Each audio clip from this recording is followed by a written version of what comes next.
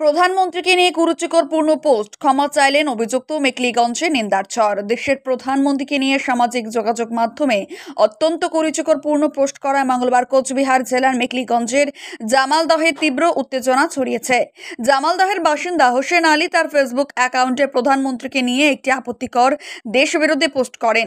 এই পোস্টে প্রধানমন্ত্রীর কুশপুতুল হাতে নিয়ে পাকিস্তানের জয়গান গাওয়ার একটি ভিডিও দেখা যায়, যা দ্রুতই ভাইরাল হয়ে পড়ে। ঘটনাটি ভারতীয় জনতা পার্টির নজরে আসতে তারা ক্ষোভে ফেটে পড়ে এবং তাৎক্ষণিকভাবে কঠোর আন্দোলনের ডাক দেয়।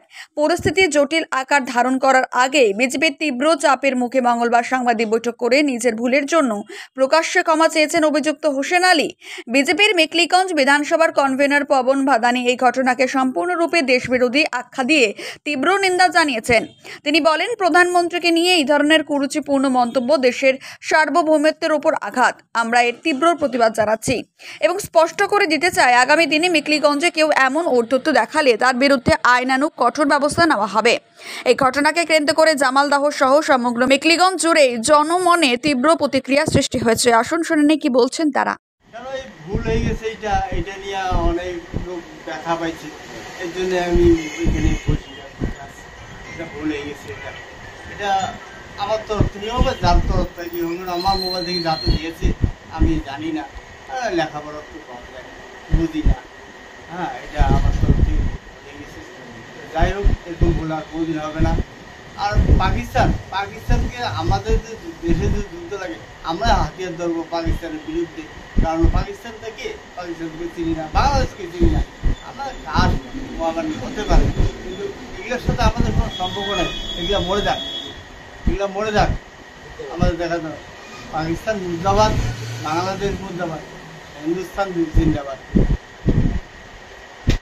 দেখুন, গতকাল হোসেন আলী নামে একজন কাপড় ব্যবসায়ী জামালদার, সে একটা ভয়ঙ্কর পোস্ট করেছে ভারত বিদ্বেষী।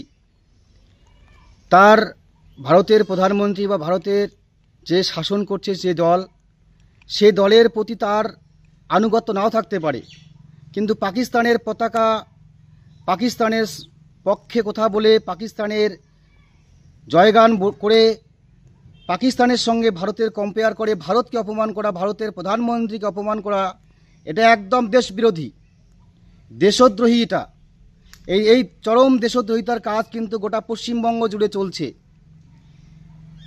আর এখানকার মাননীয়া সেই দেশদ্রোহীদের, পাকিস্তান প্রেমী এবং বাংলাদেশ প্রেমী যারা আছে তাদেরকে আগলে রাখছে। এই জন্য দিনের পর দিন তাদের যে প্রভাব, তাদের যে খারাপ আচরণগুলো, দেশদ্রোহিতামূলক পোস্ট সোশ্যাল মিডিয়ায় ভেসে যাচ্ছে, সোশ্যাল মিডিয়ায় তাদের সেই দেশবিরোধী পোস্ট অনবরত হচ্ছে।